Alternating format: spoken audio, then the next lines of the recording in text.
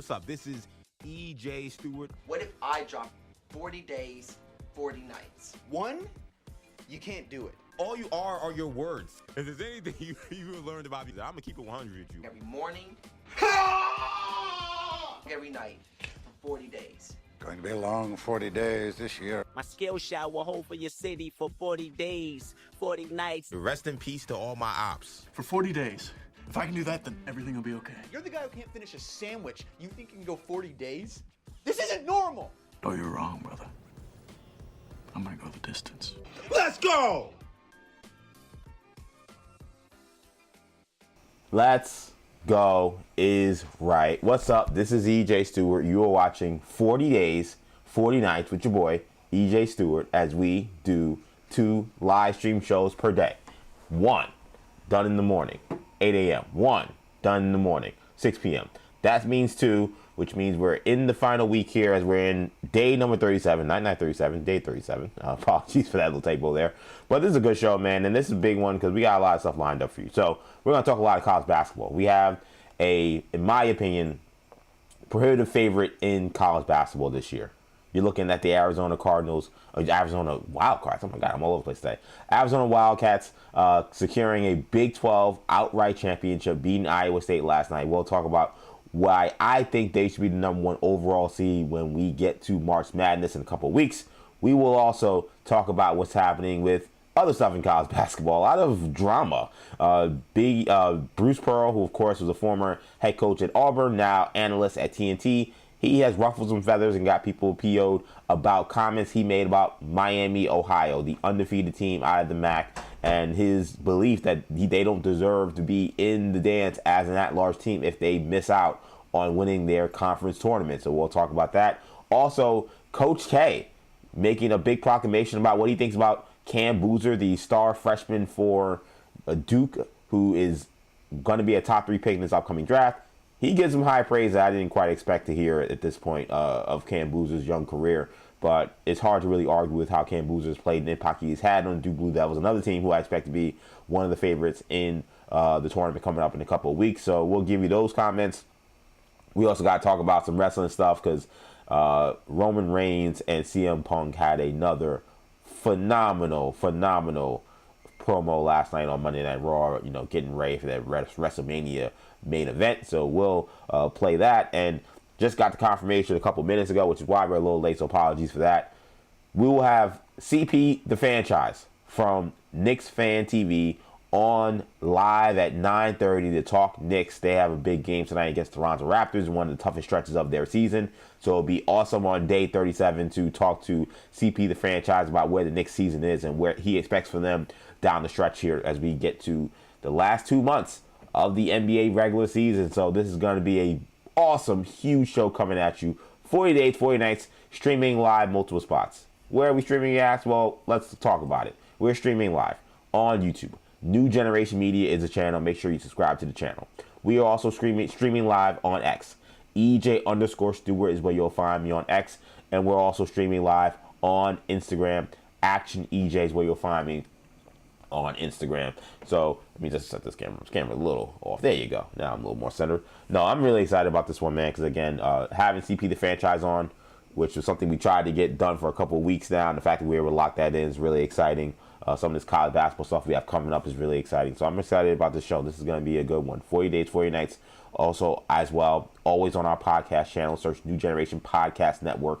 Wherever you get your podcasts to get not just these episodes of 40 Days and 40 Nights, but all episodes of the channel when it comes to Hero Talk, Imperial Broadcast, Sports Talk, Off Script, our wrestling podcast. All that can be found on our audio podcast channel. Just search New Generation Podcast Network wherever you get your podcasts. So let's get the ball rolling, man. I want to talk about what's happening in college basketball again. 40 days, 40 nights. And make sure I send out this show tweet before we get going here. Big day 37 is here. Let's see what we got here. Big show. Here. CP the Franchise joins at 9:30. So yeah, man, this is gonna be an awesome one. I'm really excited about this show. So let's get it going. I want to talk about what's happening again in college basketball. And last night, you had a huge win for the Arizona Wildcats. So they are now the outright Big 12 champions. They defeated Iowa State 73-57 to win the Big 12 title. Arizona now with just 2 losses over the course of the season, just 2 of them in conference. They were undefeated in non-conference play. I look at Arizona where they are at this point in the season. They have no weaknesses. They can pound you inside. They can pound you from the outside. They have an ability to defend at a high level. They rebound at a high level. And I saw some comments from Tommy Lloyd that I think are important to note. Tommy Lloyd, who's the head coach, mentioned how, there's been a narrative about Arizona because they have not had postseason success, that this is a soft team. It is hard for me to watch Arizona play and say anything about them being soft. This is a team that beat you with physicality. They held Iowa State to 29% shooting yesterday. Outside Taman Lipsey, who's the phenomenal point guard for Iowa State, there really wasn't much else going on for the Cyclones in this game. They're so balanced because they hit you with guys on the inside, like I said, and then Bradley and Burries on the perimeter as their guard combo. They might have the best backcourt in college basketball.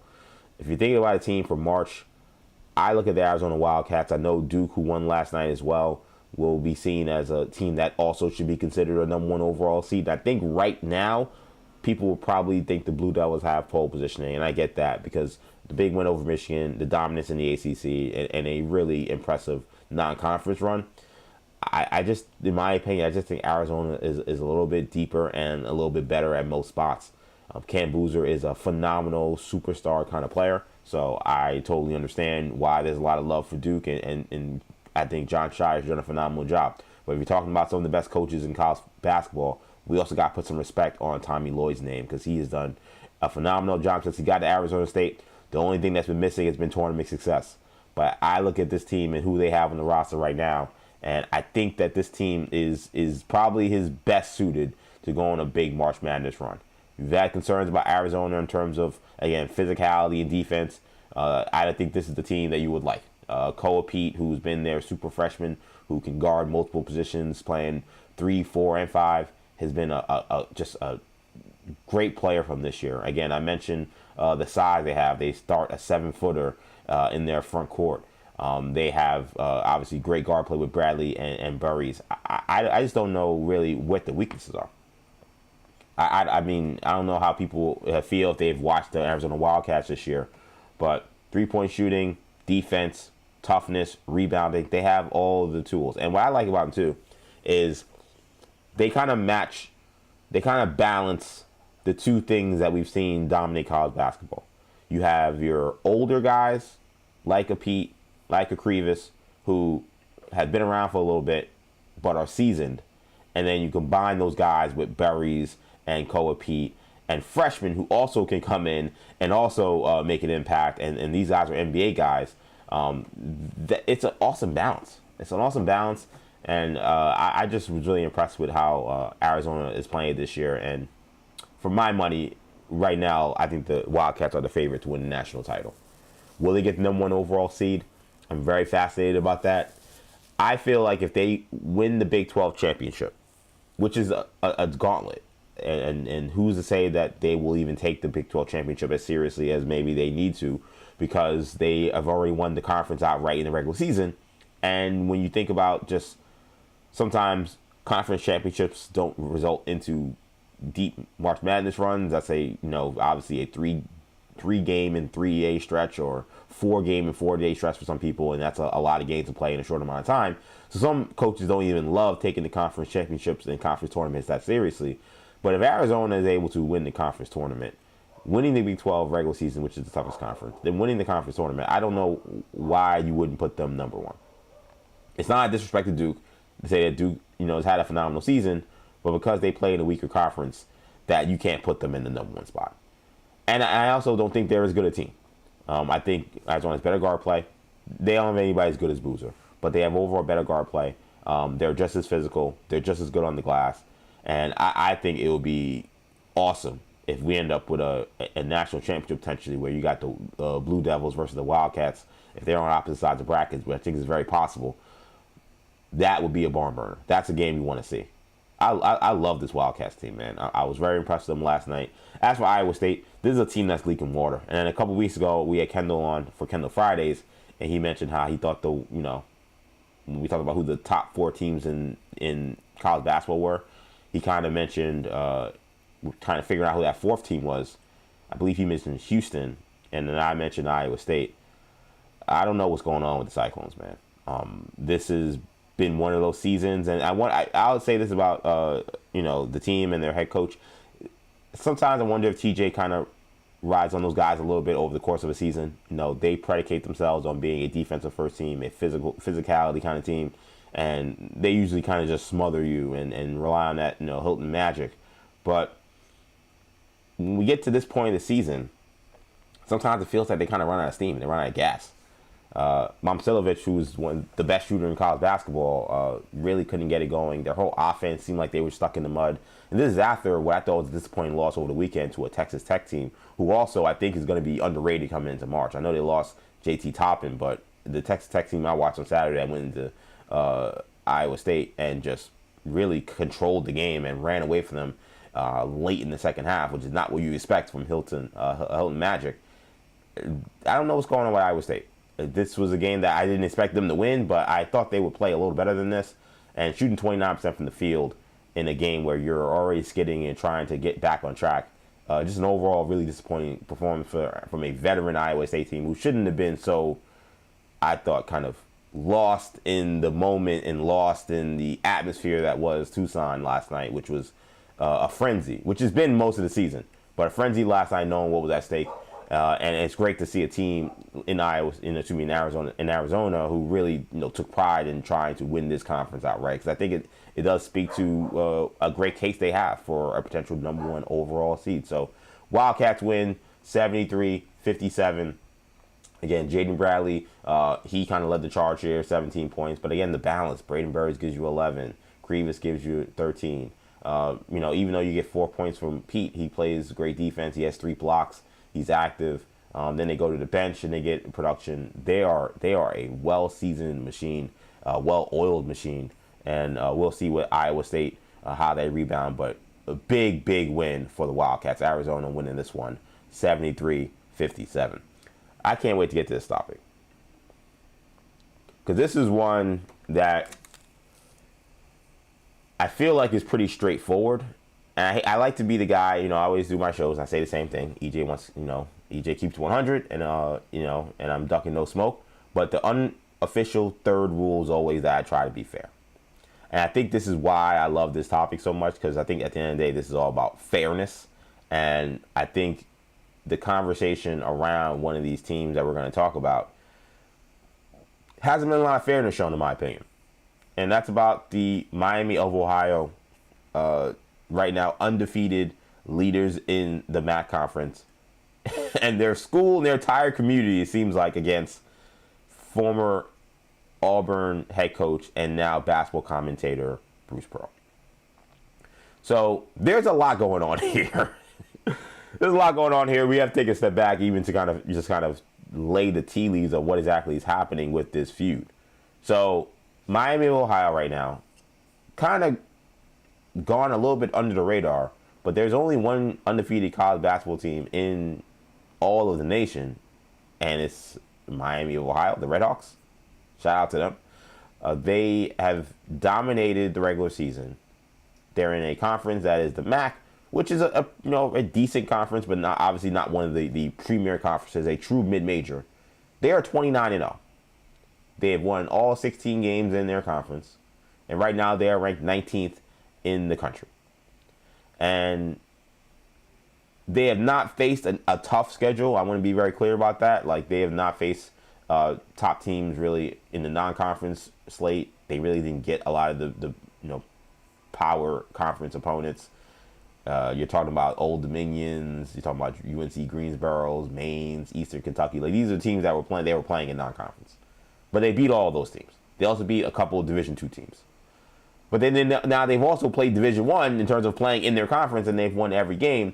So they are ranked 19th, but there is one commentator who actually feels like despite their undefeated record, they don't deserve an opportunity to play in March Madness if they don't win their conference championship. And that is Bruce Pearl, who said this on TNT about why he doesn't believe that Miami of Ohio was actually one of the top teams in college basketball this year.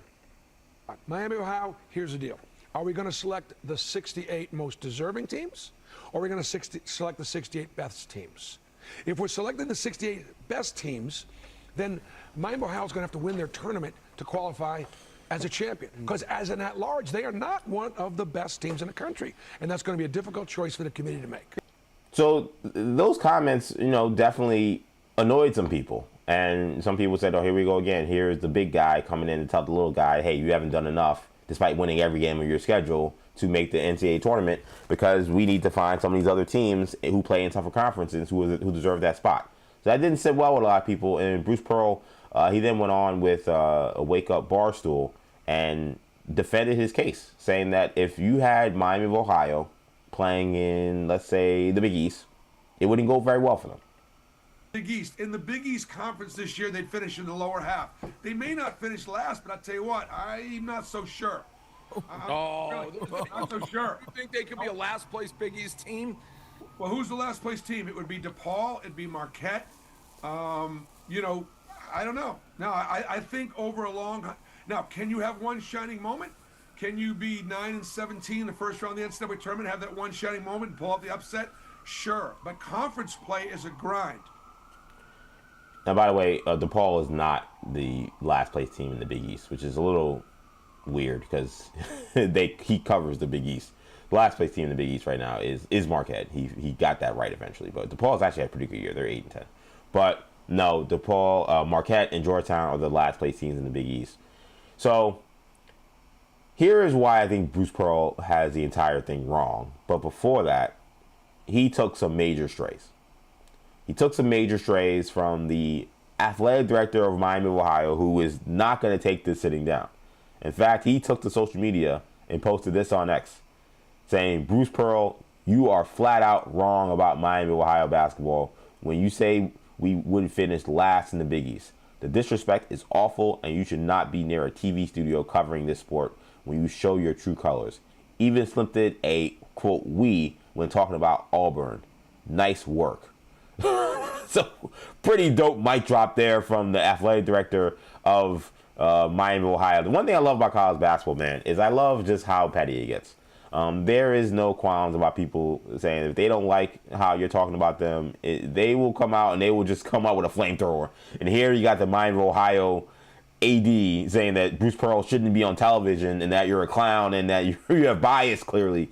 College sports, whether it's football or basketball, the pettiness never leaves the situation, which is why I love college basketball. But here's why I think Bruce Pearl is wrong and why he misses the entire point. Number one, he is a bias in this because Auburn right now is in the SEC. They are fighting for their lives in terms of trying to get one of those at-large bids.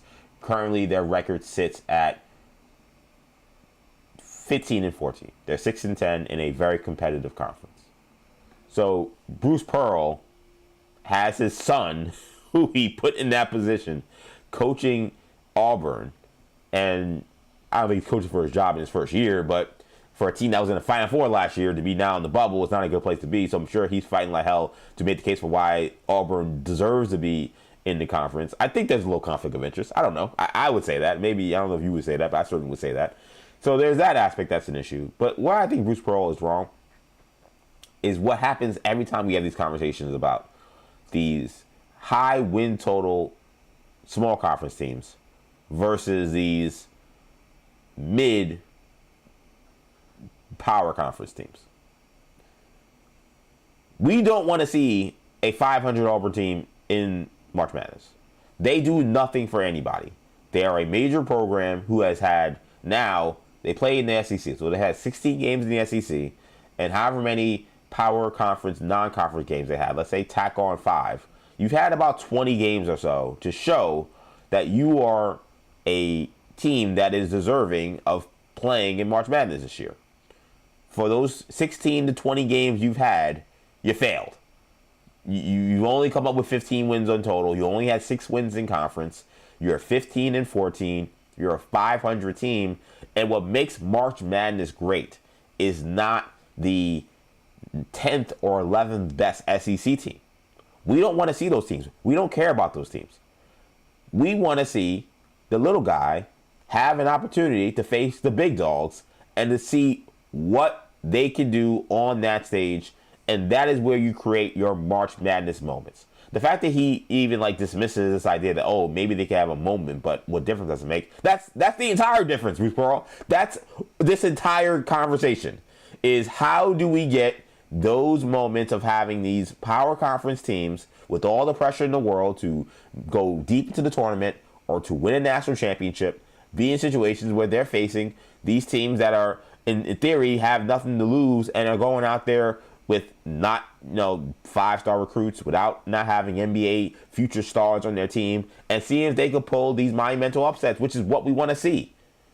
We don't want to see no damn 6-10 SEC team. Nobody wants to see that. Except if you live in Auburn, Alabama, maybe they want to see it. And maybe if you live in a Pearl household somewhere in America, you want to see it. Not the rest of us college basketball fans. There's a team that a lot of us haven't been able to watch on television because we don't get Miami of Ohio basketball on national TV. They've been undefeated. They've been one of the best stories in college basketball. And you're going to say that no, like actually the 6-10 SEC team that's a team that we need to get into March Madness. No, we don't. We don't need to see those teams. And this idea that Bruce Pearl is talking about, again, when we talk about, we're doing the 68 best teams or the most deserving or whatever, I feel like it's so disingenuous. And I do this all the time when I talk about the college football playoff too. Because when the SEC, it's kind of weird because in college football, it's like the SEC and the Big Ten are like the big conferences, even though technically there are multiple big conferences, obviously, in college football. But I think it's so disingenuous because if you're not going to play these teams in non-conference, which Miami of Ohio has made the case that they just couldn't get these big teams to want to play them non-conference. You can't get these teams non-conference. And then you beat everybody on your schedule. But then you're still told, well, you still wouldn't do this in a hypothetical matchup. You have no talking point as to why you deserve a spot in the postseason. And it's disingenuous to have this conversation from a power conference. Because I know Bruce Pearl, he's a coach right now, but his son is there. A power conference school saying you don't deserve to be in the March Madness because you didn't play nobody. But then if they called you last year to say, hey, let's play this tournament game or let's play in this non-conference game, you probably would have said kick rocks. You said you don't do anything for my non-conference schedule. You don't present any value to me. All I have is everything to lose by playing you in a non-conference. So no, I'm gonna schedule Duke. I'm gonna schedule St. John's. I'm gonna schedule Arizona. I'll schedule those teams because if I play them in non-conference and I beat them, that's gonna help my resume. But who knows what kind of season you're gonna have in the MAC? Who knows if me playing you is gonna give me any value? So no, I'm not gonna play you. I'll play the Arkansas Pine Bluffs. Now I'll play Austin P. I play those kind of squads because those are more easy wins I can notch on my schedule as opposed to playing a MAC non-conference a game. It doesn't make sense for a team like Auburn to do that. So to do the game of like, well, you guys would have been this in the Big East or that in the Big East when you're not even willing to play these people in non-conference is silly, and it's something we see a ton when it comes to college football, when it comes to why a Boise State shouldn't be here or why this team shouldn't be there. And it's like none of you good teams want to play them. So how are you going to sit here and talk about how they don't deserve X, Y, and Z because of their schedule when you're the reason why their schedule is so weak? And then this idea of, are we trying to get the 68 best teams? First of all, I don't think that that's what we're trying to do. I don't think anyone has at any point said that that's what we're trying to do. Because when we started this whole idea of doing this expanded NCAA tournament, which came about in the 80s in terms of expanding it to 64, now 68, the story was to bring in teams from the Ivy League, from the MEAC, from the SWAC, from the Big West Conference. Those are not the best teams. All these automatic bids that we're handing out, though, we're not giving, those teams would not be ranked in the top 68 if we ranked all the teams in college basketball 1 to 68. This thing has never been about getting the best 68 teams. That's not the point. So I like the fact that he's even bringing this up as a conversation. I mean, it's good for the shows that he's on. It's good for when he's on TNT, or he's good for when he's on Wake Up Barstool. But if we're having a conversation about actually what the NCAA tournament is, it has never been about trying to find the 68 best teams. If we were trying to find the 68 best teams, there'd be no automatic qualifiers. We just say we're going to rank the 68 best teams, kind of like they do in college football, where they rank the best 12 teams, and they have a few automatic qualifiers, but not as many. We're going to rank the 68 best teams, 1 through 68, and then we're going to just seed them, and then we're going to just go play basketball. That's not what we're trying to do. And to me, that's not what makes March Madness great. So this talking point from Bruce Pearl is nonsensical. Best 68 teams? We're not trying to find best 68 teams. If that was the case, we wouldn't have a team in the Ivy League playing in the NCAA tournament. And it's funny I mentioned the Ivy League, because I also think it's ironic that a guy like Bruce Pearl, who has had a lot of success coaching in college basketball, but is also like any coach, because March Madness comes for everybody, has faced great disappointment. And I'm sure the year where Yale beat Auburn, when he was the head coach of Auburn, and people were expecting Auburn to be a sleeper Final Four team 2 years ago, I'm sure if we went back into their schedule and did their metrics and found their net rating, we wouldn't be saying that Yale was a top team in college basketball. We wouldn't be saying, well, Yale probably would finish, second or third in the Big East. I'm sure we wouldn't be saying that. But when they laced up their sneakers, stepped onto the basketball floor, and faced you guys mano a mano, they took you guys out. And guess what? It was an awesome moment for college basketball. It was an awesome moment for people who just love sports, and it's what we want in college basketball. And every year we're gonna have these conversations, because the conference tournament's a crapshoot. Who knows what's gonna happen? But in almost every circumstance, I almost always side with the high win total non-conference, mid-major, low-major team over the 500 team. Those teams just don't do anything for me. And those teams, by the way, also never have a shot to win a national title. It'd be one thing if there was examples of this team was 7-10 in the ACC, and look, they went on to win a national championship. NC State was a huge outlier where they went on that crazy run and they went all the way to the Final Four. That's a rarity. Find me these 6-10 SEC teams, these 8-10 Big East teams, these 7-10 Big 12 teams that win national championships. They don't exist. They don't exist. To me, your regular season is your opportunity to prove that you deserve to be in the tournament, because you have all the opportunities against all these top teams to show that you belong. Auburn hasn't proven that. Miami of Ohio can only play the teams that they see on their schedule, and they've beaten every single one of them. So to say that they don't deserve a spot because we got to get an SEC team who has 10 losses in conference play, I don't know. I hate that narrative. I hate that argument. And every time it comes up, it drives me crazy. So this one was no shocker that this would come up. But I saw this and I'm like, yeah, good for the Miami, Ohio AD for stepping up and standing on business and not allowing the narrative that Bruce Pearl was presenting, which I think was being pushed back by a lot of people, but not to take it sitting down. Miami, Ohio has been one of the best stories in college basketball this year. And I think if there was a push come to shove and the committee had a choice, I think it's highly likely that Miami of Ohio will get in. But again, I'm just tired of these mid kind of teams, mid programs who get on their high horse and whine about not being able to get the last and final spot in the March Madness when you had weeks and weeks and weeks to win the kind of games necessary to show that you were a top team. Enough. We've seen enough of you guys all year. A team that's undefeated, you're going to really stand on business with them. They're one of the teams that we got to have a conversation about if they lose their conference championship game. They've won 29 games in a row.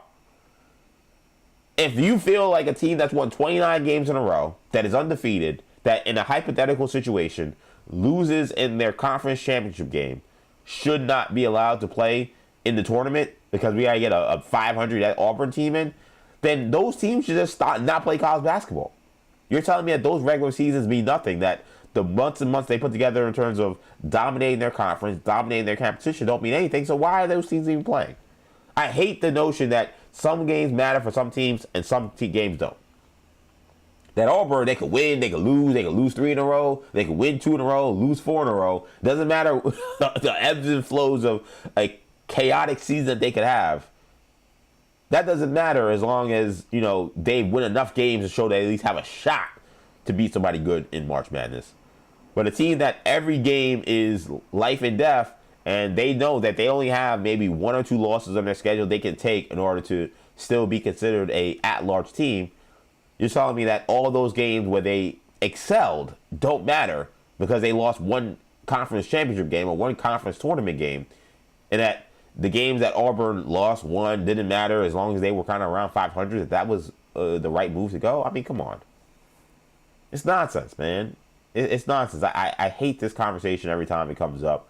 I'm not surprised that Bruce Pearl was stir the pot because, again, he has skin in the game. It is kind of funny that we can just accept the idea that you have a coach in Bruce Pearl who is retired, but his son is coaching college basketball, and he could just be this brazen about trying to make a case for his son's team.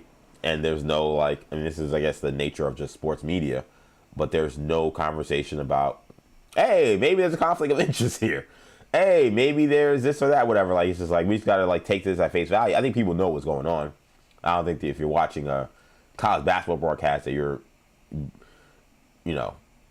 confused by the fact that, wait, Bruce Pearl, didn't he just coach Auburn? And aren't they one of the teams that Joe Leonardo keeps talking about being in the bubble? And wait, didn't he retire to allow his son to coach the team? This seems like a conflict of interest here. Again, it seems pretty obvious to me. I think for the most audience. But I don't know. I would love to know how the chat feels. Do you guys, do you prefer to see the most power conference teams as possible when it comes to giving out at-large bids when it comes to March Madness? Or do you want to see some of the at-large bids go to smaller conference teams? I mean, to pick Miami of Ohio seemed like a weird case to me. Now, there are people who have picked apart their resume in many ways that I do understand. They don't have the greatest non-conference schedule. They don't have the greatest conference schedule. The MAC conference as a whole has been kind of... There's some years where the MAC conference is great. And Akron, who is really good, there's some people who think that Akron actually is the best team in that conference, even though they have 5 losses. They're 15-1 in the conference. Akron has definitely been right there in terms of being one of the top teams in the mid-majors. But after them, you have a 12-win Kent State team in conference, 21 wins overall. And then a little team that's 16-13. And then that's it. Then you got a bunch of kind of under 500 or around 500 teams. The MAC, in some years, have been really good. This has not been the greatest year. There are basically 2 good teams. And Akron, I think, while they won't get in that large, I'm sure they will be in the conversation potentially if they do get to a conference championship game and lose to an undefeated Miami of Ohio team. But I don't want to see 15-14 Auburn. That's just not about what March Madness is about at all. We care about which one of these small schools from the Ivy League, the MAC, the SWAC, the Big West, and these conferences we never heard of, and these schools we never heard of, which one of them teams can win in the first round and create these crazy moments where they upset, a North Carolina, a Duke, or a Kansas, and they make these incredible moments. We care about that, and we care about who's going to be in the Final Four. Newsflash, neither of those things are 15-14 Auburn. They're not one of these small schools that can create awesome moments and buzzer beater moments and the crazy March Madness moments where you have these upsets. And they're not a team that's going to be in the Final Four. There is 0% chance Auburn makes a Final Four if they enter the tournament. So we don't care about them. What are we doing? You got John Lean in the chat. Always consistent staple in the chat saying, nope, don't care at all. I don't need Pearl's Nepo kid to make it. I think that's where most people stand on this, unless you are an SEC shill or you are someone who lives at Auburn and loves the Tigers. And it's not, the thing about Auburn is I'm picking on them because that's where Bruce Pearl coached, that's where his son coaches, and that's the case he is making for his son's team to have an opportunity to be in the dance. So that's the only reason why we're talking about them in this way. It could be, you could talk about any of these bubble teams. You want to talk about USC, you want to talk about any of these teams that have had just chance after chance after chance to show that they are a top team, and then they don't show it. I just have zero sympathy for those teams when the committee decides, you know what, you've had enough chances. Yes, you've had some good moments, but you've not been able to put together any level of consistency, and therefore we need to give these teams that just don't get the chances because you won't schedule them and have dominated their non-conference, we need to give them opportunities. And that to me is fairness. EJ wanted things to be fair. That's fair. We're not trying to find the 68 best teams. We're trying to find we're giving out these automatic qualifiers. I don't know what we're trying to find. I think we're just trying to find an entertainment product. That's what the NCAA tournament is. Newsflash. Think of all the money, all the gambling, all the investment that goes into this tournament. We're trying to put on the best entertainment product. We're not trying to put on the 68 best teams. It's kind of funny when you think about the dichotomy of this versus the college football playoff. Where I think the college football playoff got it wrong is this conversation about, again, same thing, fairness, right? And they probably went too far on the other side of fairness, where they were like, well, like, what happens to these group of 6 teams that are playing? Do we just decide that their seasons don't matter and we don't have any opportunity for them to make the college football playoff, and we just make this a Big 12, ACC, SEC, SEC, Big 10 showdown? So they've put in rules that have allowed for an automatic qualifier for at least one smaller conference school. This year we got 2 because of a weird thing that happened with the ACC, where the ACC's best team, Miami, was not able to compete for a conference championship.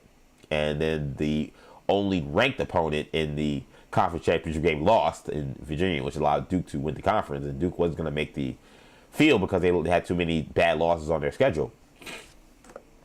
So that allowed not just Tulane, but also James Madison to enter. The problem with the college football playoff, though, has been, as an entertainment product, it has killed the first round. Because in college basketball, what we've seen is the Tulanes and the James Madisons of the world in college basketball, they can beat an Ole Miss on one night or an Oregon on one night. In college basketball, we've seen that the mid-majors and the small schools, they absolutely, in a one-game scenario, can beat the big schools, which creates, again, the great moments. In college football, we see that that's extremely unlikely. And not only is it unlikely, you also don't get very competitive games, which has been very concerning. Because Tulane plays against Ole Miss and gets absolutely destroyed after playing them earlier in the season. And James Madison plays Oregon and gets absolutely destroyed. And in the previous year, a team like Boise State, even though they had an NFL star in Ashton Jeanty in their backfield, plays against a Penn State, and they're just non-competitive. So, for fairness, they have sacrificed the entertainment product when it comes to the college football playoff, and that has been a bad thing. That has not worked out in a way that has been good for the first round of college football playoff. Too often, we have 1 or 2 games where they're not watchable. Those teams are not viable when you're facing some of these teams that have multiple NFL stars on them, or guys that are going to be drafted. And teams just have, in terms of the recruiting stars, just a super advantage over these smaller schools. College basketball is a different game. So what works for college football, where maybe we should decide, hey, listen, forget about the group of 5 teams, man, or group of 6, whatever they call them now. We're going to rank the 12 best teams. If one of them teams shows that they're one of the 12 and they get in, then they get in. But we're not going to just hand them a spot because they're ranked in the top 20 or ranked in the top 25 or something. That's ridiculous. That's, I think, probably will make more sense for college football, because for an entertainment product, when it's do or die, one-game elimination, we want to see Miami versus Texas A&M. We want to see those top programs with the big names and the big schools and NFL talent on the field for an opportunity to win a championship. That's what we want to see from an entertainment product. It's different with college basketball when you have a field that is 68 deep. The problem is, for example, a team like Miami this past year, who was right on the cusp of potentially missing the college football playoff, they had an opportunity to potentially win a national championship. That's where the difference is. Miami sneaks into the field over a Notre Dame team, who also, by the way, probably had an opportunity to win a national championship because they're very talented. They sneak into the field, And they're able to beat Ohio State, A&M, Ole Miss. They're able to beat these top teams, but it's because the talent discrepancy is not that big. Miami's not a small school. Miami is the U, right? Like they're big time. Notre Dame is Notre Dame football. So there is no Cinderella story because we're only talking about the 12 best teams. If March Madness was trying to pick the 12 best teams in college basketball and they decided, okay, we're going to do 11 and then we're going to add one of the best group of 5 schools, group of 6 schools, so we're going to put Miami of Ohio in there. I would tell you, yeah, that's dumb. We don't need that. For a 12-team tournament, we wanted that time there, we want to see the 12 best teams. That's not what March Madness is. March Madness is a field of 68. So we're not talking about comparing, the Miami Hurricanes, who were a 10-win team and had one of the best defenses in college football, and comparing them to a 15 and 14 Auburn team in college basketball. They're not the same. It's not even close. It's not even close.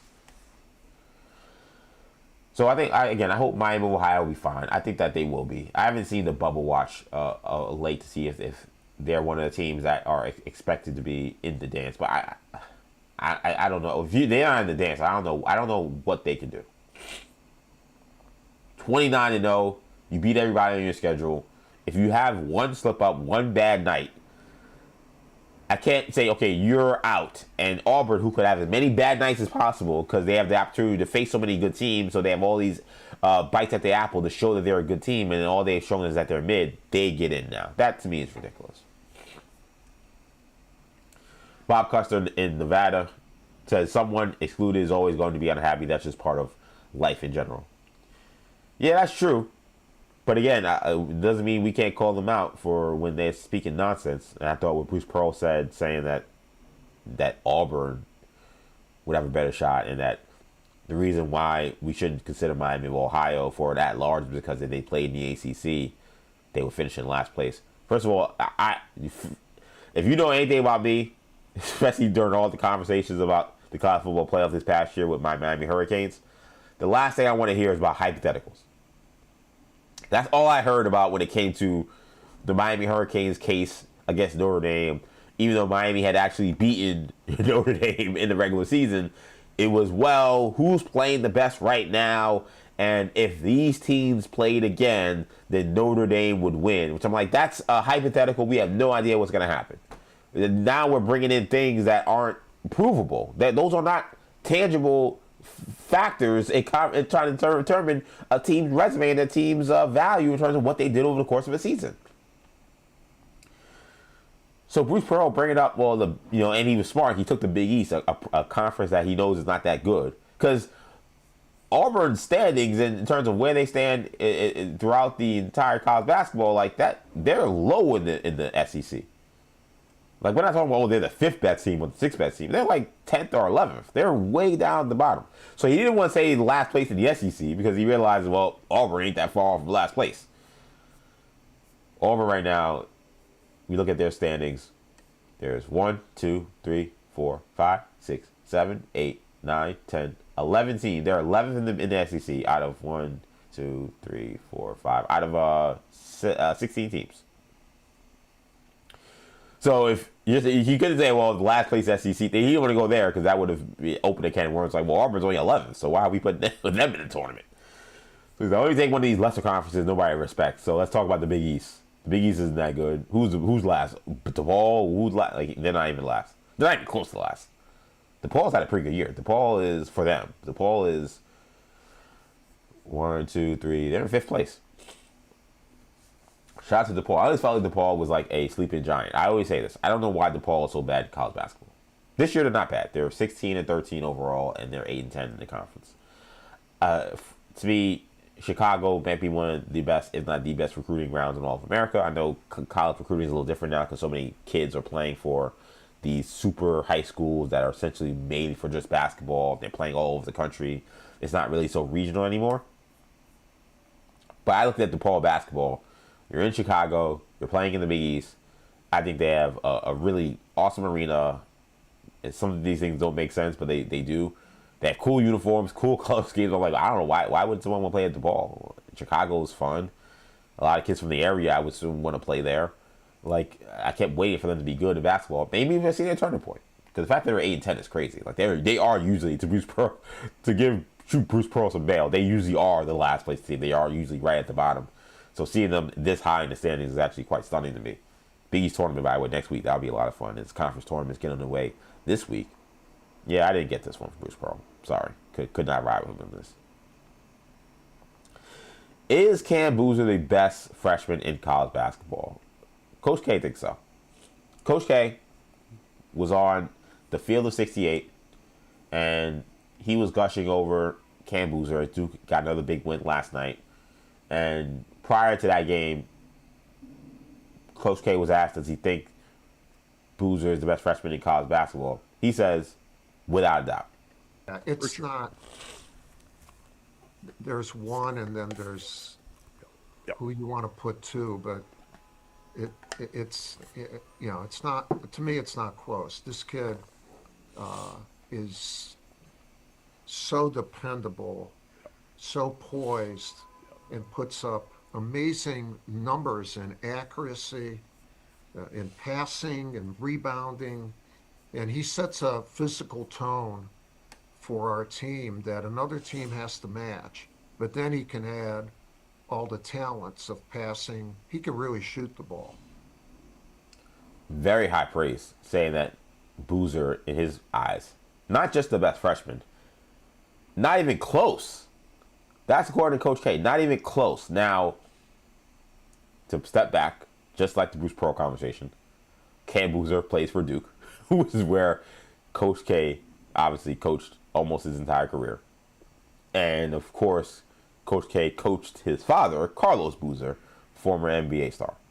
So this has been like the bias / Nepo corner of 40 Days and 40 Nights in terms of talking about these college basketball coaches. But this one, I think, a little more credence to Coach K's argument about Cam Boozer here. And he didn't just stop there, by the way, because you can compare him to other players who don't play for Duke or haven't played for Duke or have no connection to Coach K. That's one thing. But Coach K went a step further and actually talked about how Cam Boozer stacks up against other Duke freshmen that they've had in the past. He's had really as good a year as any freshman that has played here. Now, that's crazy, because now we're not talking about, okay, comparing him to Darren Peterson and A.J. Devonta. Now we're talking about, all right, we're comparing him to Kyrie Irving, Zion Williamson, Jahlil Okafor, all these stud players that come out of Duke, Cooper Flagg, who was just there last year. Like, Duke really became like the place for one and done after Calipari really revolutionized college basketball with his ability to get all these big-time future NBA players to all go to one school and team up. Duke then did that and was able to have some tournament success and national championship success with that. So compare Cam Boozer to those guys is high praise. What I will say about Boozer is, number one, Coach K is right about his impact. For a kid who, it's not like he looks so physically imposing in terms of like he's 7'1" and 300 pounds or anything. He's 6'9", 6'10", about 240, 250. He's not going to jump really over anybody. He's not going to run past anybody because he's super athletic. But he does play with a level of maturity and physicality that you don't really usually see from freshmen. And he's able to do it with a sense of control. Because sometimes what you'll see is if a freshman player does want to show a level of athleticism or show their physicality, they're kind of, a Tasmanian devil. They kind of control chaos and they're kind of out of control. That's not Cam Boozer. Cam Boozer plays with a level of physicality that imposes his will and imposes Duke's will on other teams. But then also, like Coach K said, he has a plethora of skills that make him extremely tough to cover. Because not only is he a guy who can finish around the basket, not only does he have a polished post game, he's also a great ball handler and a great passer for somebody his size. And the shooting, while not great, is starting to come along. He's now shooting 40% from three. So he can hit the three ball, he can shoot from the mid-range, he can finish around the basket, he can shoot from like the mid area in the paint. He is averaging 4 assists a game, so he's a brilliant passer, and then he rebounds the basketball at a high level. Cam Boozer is him. Cam Boozer is a phenomenal college basketball player. If I was asking, you were asking me who the best freshman was, I wouldn't say it's not close, but I get why Coach K says Cam Boozer. Because best doesn't mean most talented. If you ask me who the most talented freshman is, I'd probably say AJ DeBanza. Though there's a case for Darren Peterson as well. But again, talented doesn't mean best. I think in terms of best, you're talking about who impacts winning the most. And to me, Boozer can impact winning with his defense. He can impact winning with his passing, with his leadership, again, with his physicality, in a way that those other freshmen can't. And there are a ton of great freshmen playing all throughout college basketball. Keaton Vogler, Acuff, Darius Acuff from Arkansas. You have a star in Flemings from Houston. I mentioned Burries from Arizona and Cole Pete. There are great freshmen everywhere. I think when you think of what Cam Boozer's been asked to do to be the immediate leader of this team, the top dog, and Duke is the #1 team in the country, and he has carried his team this far, it's hard to argue that he's not the best freshman in college basketball. Does that mean he's the best NBA player? I don't think that's necessarily the case. Does that mean Duke wins in March? I also don't think that's necessarily the case. What we've seen is, as good as Cam Boozer has been, freshman-led teams typically don't do well in March Madness. Typically, it's the teams that have a bunch of old guys who have been there for 3-4 years, maybe got a couple of 23, 24-year-olds on the team. Like, those are the teams that typically go on deep runs in March Madness, not the Duke teams, where you're led by mostly freshmen and sophomores. And it's why John Shire, I think, deserves a ton of credit, and why I think he's one of the best, if not maybe the best guy coaching in college basketball right now. Because he has solved the mystery that other people couldn't solve, which is how do I take a group of young guys, 18 and 19 years old and 20 years old, and win in today's college basketball, where I'm asking them to compete against a much older group of college basketball players. There are more guys who have gotten redshirt years, COVID years, transfer years, all different kind of years. There are guys who are not now 21, 22 years old you're competing against. Because of these extra years they're allowed, 23, 24, 25-year-old guys playing college basketball. Most coaches, except for John Calipari, have essentially abandoned the one and done. They're saying, maybe we'll get one of these guys, but we don't need to get 3, 4, 5 of these guys and have that compile our entire starting lineup. Maybe get one of those guys, make sure we have 2 or 3 really solid veterans to work around them. And let's hope that the veterans can carry us to a national championship, because the freshmen showing they haven't.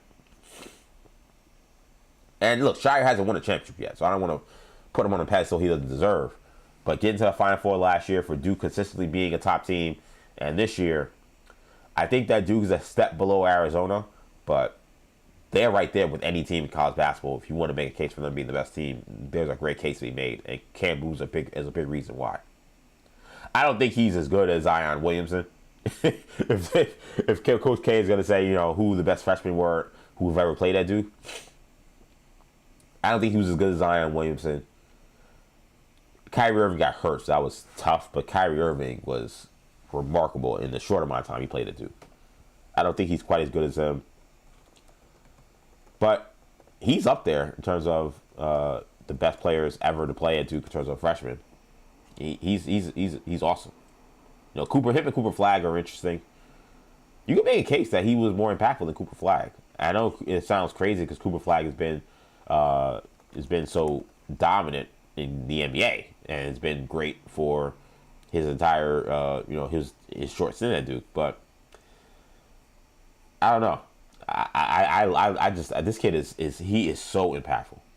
It's funny. I'm looking at the CBS ranking right now, where they rank the top freshman ever. They had Cooper Flagg at 1. I don't know if I buy that. Like, to me, you're cramming the Zions, Jahlil Okafor, Marvin Bagley, R.J. Barrett. Those would be some of the guys that you would begin the conversation with when it comes to best freshmen. Boozer definitely has a case. Paolo Banchero, Kyrie Irving, Elton Brand in '99. Elton Brand's a guy we forget about, how dominant he was. For me, Boozer, I would put him below Zion Williamson. But then we can have a conversation about anybody else after that. He's been that good. He's awesome. An awesome season so far for Cam Boozer, star for Duke. Excited to see what they do in March Madness. I get the impression Duke's going to be in the tournament for a while. I don't think they're getting knocked out very early. They are what I love about Duke is one, they execute so well late in games. I watched, especially early in non-conference, and then watching the Michigan game. ACC play, they haven't been quite as challenged on a regular basis as I probably would like, but it's just the nature of how good a team they are. With the way they're able to execute late in games, a lot of times running their offense through Cam Boozer to get high-quality shots in what is the toughest moments to execute offensively late in games has been, again, one of the things that has stood out to me. And when I think about winning games in March, regardless of what team you are on paper, you're just going to have the random game in Tucson, Arizona against some random team that's going to come down to the wire. Maybe it's a mid-major, maybe it's a power conference team in the Elite Eight, as we see, don't know. But there's going to be a tough game. It's rare you have teams that just run through a tournament and just blow out everybody. Like, I think Jay Wright, some of those Villanova teams maybe did that. UNLV maybe did that. But typically, you're going to have one of those games. So I always look to see which teams execute well late in games in determining kind of how I fill out my bracket throughout the season. Whenever Duke's been tested in that way, they have usually passed with flying colors. And the Michigan game just a couple weekends ago was another example of their success and their ability to execute in that way. Shout out to Cam Boozer. Shout out to Duke. They've had, again, a phenomenal season this year. Last thing, man, before we get to CP the Fanchise, who will be joining us live at 9:30 to talk some Knicks. Really excited about that. We got to get in some wrestling. Because last night, you had another promo between CM Punk and Roman Reigns. When I tell you this guy, well, guys, not even just CM, not just Roman Reigns, but CM Punk. When I tell you these guys are spitting and these guys are really selling a pay-per-view or now a PLE, these guys are selling a PLE. So you had the event last night, which was in Indianapolis. This was obviously Monday Night Raw. Roman Reigns showing up, and you have CM Punk interrupt him immediately. This was the main event of Raw, by the way. There was no match to main event. This was the last thing that happened on Raw. Reigns, Punk, face-to-face, pure promo mic battle. That's what you got. And started off red hot. You got CM Punk, as they're in Indianapolis, reminding the folks that this is where the Shield debuted. And this is where the Shield, who CM Punk, brought up from NXT to be his security, showed their faces for the first time to WWE audiences. And listen to Roman Reigns, who last night made a very interesting note that when the Shield was being formed, he was not one of the guys reportedly who CM Punk wanted to be in the Shield. Big East. In the Big East Conference this year, they finished in the lower half. They may not. The Shield debuted. This is where I brought you to the dance. Correction. You brought the other two, not me. Okay, we remember things differently, but maybe I didn't pick you. But you certainly picked me, didn't you? And now look at us. The main event of WrestleMania in Las Vegas. And if you asked me, hell, I think if you asked Indianapolis, I've already won. So you're saying, why is Punk saying he already won? Sorry for the earlier Bruce Pearl. They're two cuts playing at the same time. But remember a couple weeks ago when I talked about this feud that Punk and Reigns started with this promo that Romo had. We talked about how he hated CM Punk and he thought CM Punk made a mockery of him. Punk, in this promo last night, also references that he thinks he's in Roman's head because Roman talking about how he hates him. The last time you and I were face to face in a ring, you told me that you hated me. You hate me? I got you right where I want you. I made you this emotional lady. You hate me? I'm in your head, as empty as it is. I'm under your skin, and I'm here to tell you that it's translucent. I can see right through you.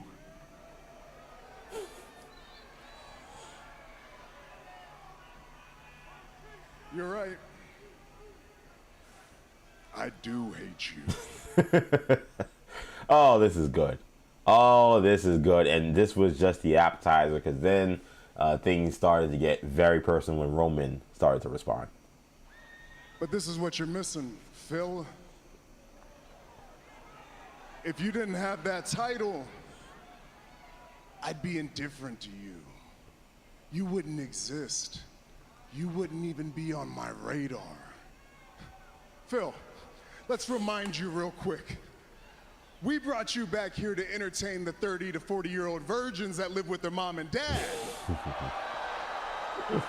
We brought you back to sell a few t-shirts here and there. We brought you back to maybe draw a house in Chicago. But we didn't bring you back to be champion, no. That's too much responsibility for you. That's too much power. That's above your pay grade. See, now it's getting good because now you got Roman speaking to Punk in terms of him being the champion. He's the world heavyweight champion. He's here as champion in large part because Seth Rollins got hurt. His feud with Seth Rollins had to be cut short because Rollins had an injury and they had to move on from that storyline. And then they needed someone to replace Rollins as champion. And here comes CM Punk. He's the biggest name on Raw, so he gets the title. So Reigns now planting the seeds of CM Punk being a backup plan as a champion, starting to lay some real haymakers here. And it didn't stop there. He then says, and the great thing about wrestling is when you don't know when the lines blur between what's real and what's not. He also suggested CM Punk has been a big phony. This guy that we've seen that's been seemingly a much bigger personality in terms of being a good locker room guy, a good leader, that all is fake. We can't trust you, Phil. You're a liar. You lie to all these people, and unfortunately, they believe you. You got them thinking that you're having a good time here. You got them thinking that you're a locker room veteran and leader, that you're making all these towns happy, that you're running these tours with a smile on your face. And you can lie in your interviews and you can tweet that out on Instagram that you're hanging out with my cousins all you want to the world, but we all know the truth. Every second you get, you're bitching and moaning back there, and they cannot wait to tell me every time that I come around. And that's why you're not fit to be champion. You're not CM Punk, you're just a punk-ass bitch to me. So again, blurring the lines of what's real, right? This Punk that everyone keeps saying has turned over a new leaf, has been a great guy. Here, Roman's like, I hear the real stories. And about how you saying that you this smiling guy who loves to be the face of the company and loves to do all the small things and doing all these dates. Him referencing all the dates, by the way. You know, of course, CM Punk is throwing in Roman's face that he's a part-timer and he's the one that's carrying this WrestleMania build. And he's like, you don't actually want to do all these dates. In fact, you're doing it, but you're complaining, you're whining. You go on camera and you smile, but we all know that you prefer my schedule. And trust me, you ain't on my level, kid. It's great work. And then he didn't stop there. He says he's going to retire CM Punk. Oops. Oh, that's not the thing I wanted to hit there. There you go. Sorry. Here's Roman Reigns talking about how he wants to retire CM Punk. And at Mania, this backup plan, it ends. And when I win that championship, the first thing I'm going to do is I'm going to put your punk ass on one of them John Cena retirement tours. We're going to max you out. We're going to make as much money off of you. And then you want to know what's going to happen? We're going to send you down to NXT. And you're going to teach the next generation how to do what we do. And when you're done, you're going to send them up to me. And the tribal chief is going to smash each and every one of them. Seemed like a mic drop moment. But Punk notices something that I noticed, which was the we talk.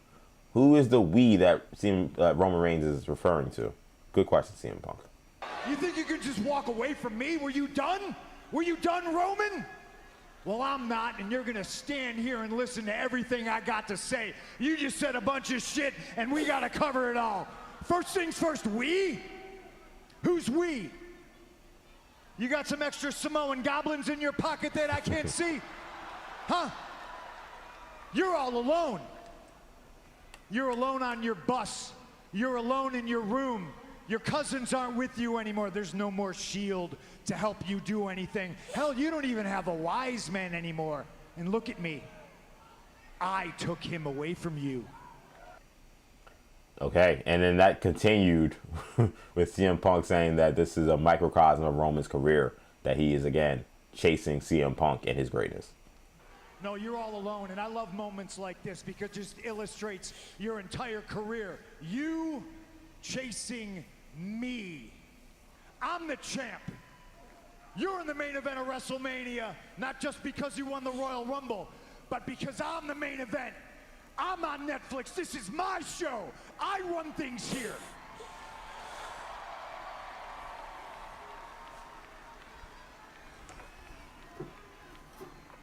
I'm in the locker room, yeah, hanging out with your cousins, and you're all alone, and you can't get things done when you're by yourself, can you? And this became the true mic drop moment and the oh crap moment of this promo as CM Punk ends with a very personal shot on Roman Reigns. You're gonna retire me? You're gonna retire CM Punk? Well, brother, you just made the list. You went from getting beat at WrestleMania. Now I'm gonna bury you.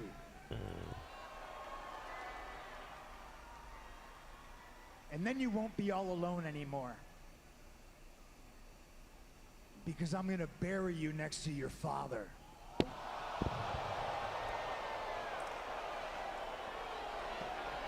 And there was your mic drop moment. I mean, this was a masterclass of promo work. You want to talk about, again, blending reality with wrestling, kayfabe. You want to talk about intensity. You want to talk about storytelling. You want to talk about referencing long-term storytelling from more than a decade ago, talking about the Shield in its creation. These are must-watch segments between CM Punk and Roman Reigns. And I want to say this. With all due respect to all the guys CM Punk has feuded with over the course of his time since he rejoined WWE. Primarily Seth Rollins, of course Drew McIntyre. He's had this recent feud with Finn Balor. They've had great moments, great matches, and they've entertained in a major way. To me, it's been very clear that seeing CM Punk with Roman Reigns, that this is on a different level. This is the first time we're watching CM Punk operating with a true equal. And again, the guys that CM Punk has feuded with before are all stars, some of my favorite wrestlers. But Roman can match him on the mic. Roman matches him in aura. Roman matches him in intensity. And this was about to be a 2-0 Roman lead when it comes to who's winning these individual promos. Because Roman, those lines about how we're going to put you on a John Cena retirement tour, and we're going to make a bunch of money off of you, and we're going to retire you, and then we're going to send your ass down to NXT to train the young kids, and then they're going to come up and I'm going to smash every single one of those guys. I mean, that is one of my favorite lines of this feud so far. But I clocked Roman Reigns saying we. And when I think about this storyline, it feels like it's setting itself up for Roman Reigns to get some kind of help, potentially from an authoritarian figure or someone else in the landscape, someone else in WWE to help him win, to turn him back heel.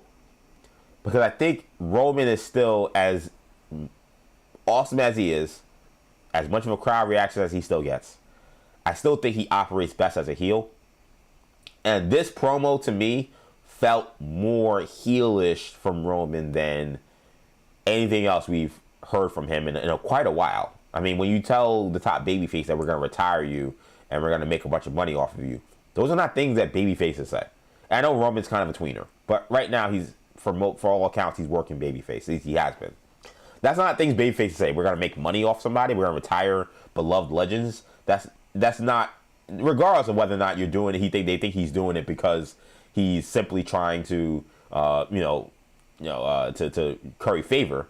In terms of CM Punk being a locker room guy, a good leader, a person who is someone who people are looking up to. I know he tried to couch it by saying, well, you're doing this, you're actually a phony. But still, that seems to cross the line, right? Now, you could argue CM Punk saying that, hey, I'm going to bury you next to your dead father. That also seems to cross the line, for sure. And maybe you could argue, well, CM Punk really the babyface? Which, again, blurring the lines of who's the face and who's the heel. A lot of times that also is exceptional work with these two guys. I mean, you can't tell me that these feuds aren't different and these promos aren't different from what we saw during the Seth Rollins feud, during the Drew McIntyre feud, during the Braun Breaker Vision feud, and then versus, of course, Finn Balor just the last few months. This is definitely different. And I know it's WrestleMania, I know it's a big build, but I also think it's someone that can really, again, pick up what CM Punk is putting down. I mean, Roman Reigns, his development as a talent is something we've never seen before. I don't think we've seen a guy be in the main event stage and be the number one guy for as long as he was, and be so not accepted by so much of the audience for as long as he was, get to this level of ability and level of acceptance. There are guys who have, been number one for a long time. There are guys who have had ebbs and flows with the media, with the fans, right? Like John Cena, people wanted him in the number one spot, and then they got tired of him, then they loved him again, then they hated him again, and that's been a part of the John Cena thing. Roman, it was very clear. He was the big dog of the Shield. People never really wanted him in the main event stage. Vince McMahon, hell-bent that he was a true star, kept him there for years. We're talking about 5 years prior to him becoming the tribal chief. Then he becomes the tribal chief in 2021. And then he goes on this run that he's on currently right now as the top guy. And he's at this level where we had the big dog who was saying suffering succotash and wasn't able to stand next to John Cena and have a promo battle because he wasn't good on the mic. Now you have the lines he's dropping here. We're gonna retire you and put you on a retirement tour. We're gonna make a bunch of money off you, and you're gonna work with the guys in NXT, and you're gonna send them up to me. And I'm gonna smash them all. Also, I love the wordplay in this. Again, this is almost like art. This is almost like poetry. Like, with Roman telling that CM Punk that you're gonna send you down to NXT to teach the kids what we do. Like him taking the memes of Triple H saying what we do and incorporating that into his promo. Again, I'm thinking about psychology of like, who is this we he's talking about? I wonder if Triple H maybe is the person that ends up being the guy who's responsible for Roman Reigns winning the title. I don't know. Some authority figure I think is going to help Roman Reigns win. That is my opinion. I think this laid the tea leaves for that. But that little thing, teach them what we do, and then you're going to bring him up, and I'm going to smash him anyway. And then CM Punk, they saying that you just made the list thing. What's also we've been talking about? When is Jericho going to show up? Is Jericho going to be a factor in any of this? I didn't think he would be, but I didn't think it was an accident that CM Punk said, you just made the list. That's not something that CM Punk ever says. Why would he make that? It's a weird thing to say. You just made the list because you said you're going to retire me. What? That's a reference to Chris Jericho. What's going to happen with there? Is there something coming with that? They are laying so many tea leaves with this that I think if you're looking at it, I don't know how you're not really excited about what's to come. I mean, this has been a special build already, and we're not even close to halfway there. We got 6 more weeks of this, and they haven't gotten physical. By the way, we haven't seen an actual fight break out. We haven't seen them in a tag team match or anything. Like, there's been no fighting between these two guys. This has just been one guy standing with a mic, another guy standing with a mic, and them just going back and forth. But to me, I think that it's been very clear that what you're seeing is the best of CM Punk now. Maybe finally. Again, I definitely keep bringing up the Drew McIntyre feud because that was a great feud. This feud, and think that this is not different. This looks very different. The intensity, the purpose in terms of all the words that they're saying, in terms of what they're delivering to each other. It's been beautifully written. It's been beautifully performed. This is wrestling at its top level. Now all they have to do is continue this build and finish it off with an awesome match at WrestleMania, and let's hope the booking works there. But, oh man, this has been already a feud that feels like it's going to be one we're going to talk about for a long time. Like when we talk about Rock versus Austin, WrestleMania 2001, you talk about, Michaels versus Hart. You talk about Hart versus, Stone Cold Steve Austin. I think of all the great feuds. This one I feel like is going to be one of those ones where we're playing on YouTube or on X, on those viral memes showing, hey, remember the promo with Punk and Reigns from 10, 15 years ago? We're going to be doing that, I think, in 10, 15 years because this has already been special. It's 40 Days, 40 Nights with EJ Stewart, streaming live, multiple spots, streaming live on YouTube, New Generation Media. Make sure you subscribe to the channel, New Generation Media. Also streaming live on X, EJ_Stewart is where you'll find me on X. Also streaming live on Instagram, Action EJ. And of course, you can get the podcast wherever you get your podcasts. Just search New Generation Podcast Network, wherever you get your podcasts. Really, really excited for this guest. Really was hoping I could swing him in here, and I'm glad we were able to make it happen. Of course, the Knicks are in one of the crucial parts of their season. They have they're in the midst of a difficult 5-game and 7-day stretch where they're facing a bunch of playoff teams and some championship contenders, and they had a good start with how they dominated the San Antonio Spurs on Saturday. They now have a game tonight against the Toronto Raptors on Sunday, on Tuesday night, obviously later tonight. And joining me is one of the authorities when it comes to Knicks basketball. Mr. CP, the Fanchise, joins me here live on 40 Days and 40 Nights. CP, what's happening? Oh, CP, you're muted. I don't know if you unmute your mic. Oh, CP, I don't know if you could just unmute your mic in the actual eCam. I'm not sure if you can. We all see you though. I don't know if you can hear me. Oh, maybe not. I don't know. Hold on. Let me. Yeah, I see you talking, but I don't know if you can hear me. I don't know if you can. We can't hear you. I think you're muted. Okay, I'm gonna put CP. I'm gonna put him on the side here just so we can straighten that out. Our terms of agreement. But we should have CP the Franchise soon coming up. That'll be a lot of fun. I'm not sure why we're not able to hear him here.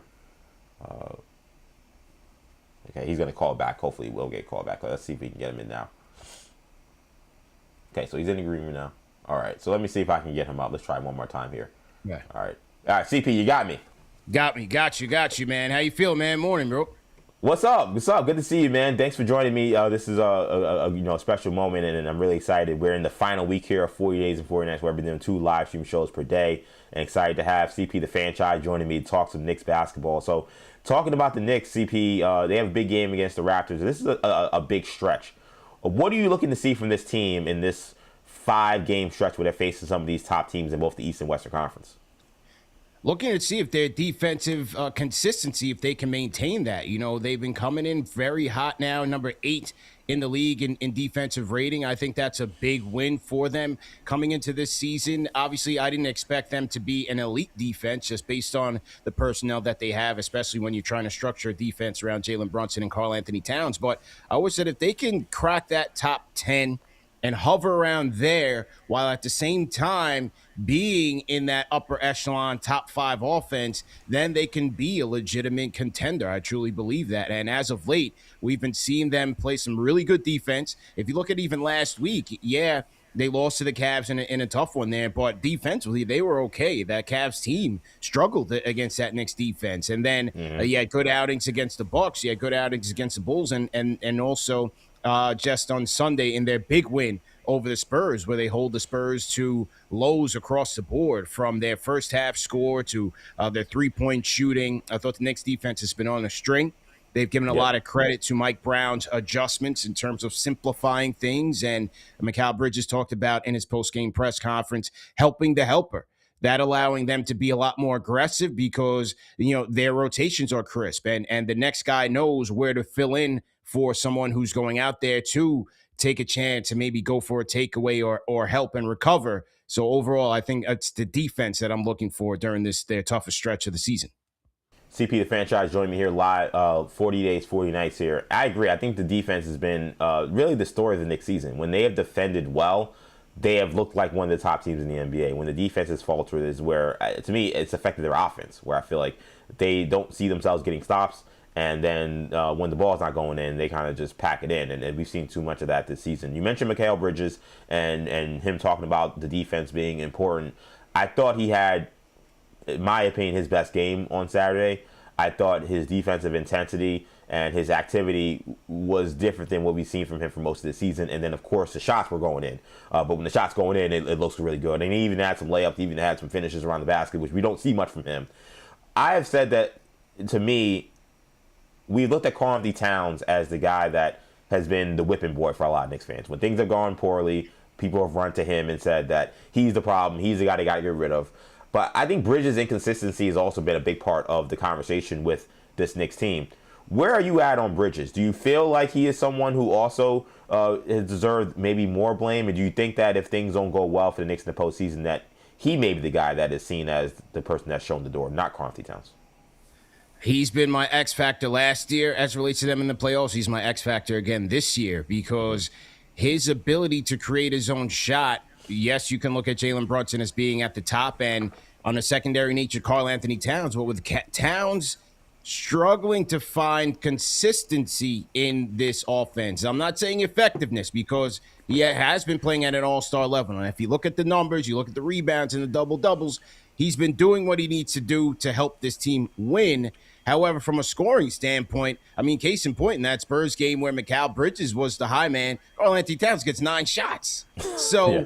You know, with Mikal, especially to me, when they're going to be playing those upper echelon defenses, they're going to put the wing on Towns and neutralize him, or they're going to put the wing on Brunson and slow him down. Then Mikal Bridges, especially like, you know, you're going up against Detroit, I got to see Mikal Bridges win that matchup against Duncan Robinson because that might be the most winnable matchup that they, on a consistent basis, that they have out there in the half court against the Pistons. If Asar Thompson, who's been playing at an all defense level, is smothering Brunson, and then you have, you know, you may have a Duren on Towns or what have you, that intermediate where Mikal Bridges attacking Duncan Robinson, getting into his mid-range bag, or also using his defense, as he did, 5 steals against the Spurs, to generate good offense for the Knicks. I think he's going to be vital to their championship hopes. CP the Fanchise joining me live here on 40 Days, 40 Nights. We're in day 37 of this 40-day journey where I do 2 live stream shows per day. Excited to have CP the Fanchise here, one of the guys I definitely wanted to have on here. Make sure you follow Knicks Fan TV. They do phenomenal post-game recaps, phenomenal interviews, just an all-around awesome platform if you're looking for Knicks content. When it comes to the Eastern Conference, the Pistons obviously have dominated the Eastern Conference for this season. They've dominated the New York Knicks. I think for a lot of folks, we're trying to extrapolate what that means for a potential Knicks-Pistons matchup. Is what we're seeing in the regular season real? Is it going to be a repeat of last year where maybe the Knicks struggle in the regular season but then beat some of the top teams in the Eastern Conference? What is your concern level of how dominant the Pistons have been? Do you really think that the Knicks will have trouble with them in the postseason, or do you feel like this is maybe more of the same we saw last season with the Boston Celtics, where the Celtics dominated the Knicks in the regular season and then, of course, lost them in the postseason? Very concerned because they offer a formula to me that has always been the Knicks' kryptonite, and that is going up against speedy, athletic teams. And a team that has, in the Pistons, that has dogs from the head of the snake and Cade Cunningham all the way down to a Dennis Jenkins or Javonte Green. Every single one of those guys is dialed in. And when they see the Knicks, they see blood. And so, you know, those 3 wins over the Knicks, those are statement games. Those sent the message to the Knicks to say, hey, number one, the Eastern Conference is most likely going to go through Detroit. If you want it, you are going to have to match their physical, match their dog, match their intensity. And so I liked it. I did like that the Knicks were humbled in that way. Is Detroit an unbeatable team? No, I don't believe so, because when it comes to the playoffs, they're going to have to prove that, number one, they have a secondary creator where if Cade is not going, that they can still compensate for his lack of offense. They are a team that can still turn the ball over in the half court. Their half court offense is not all that impressive. Where they are impressive is the fact that they generate more possessions in their takeaways. Their defense, to me, is one of the most elite defenses in the league. I talked about Asar Thompson. He comes to the bench. Ron Holland is out there. Jalen Duren, Isaiah Stewart, Javonte Green. Paul Reed, give him a lot of credit. When he was with the Philadelphia 76ers, he was a guy that you wanted out there when the Knicks were playing them. Now, I'm not so sure. He has improved his game mightily. So, you know, they have a lot of guys there. Give them credit. All of their lottery picks over the last years from Cade on down have leveled up their game.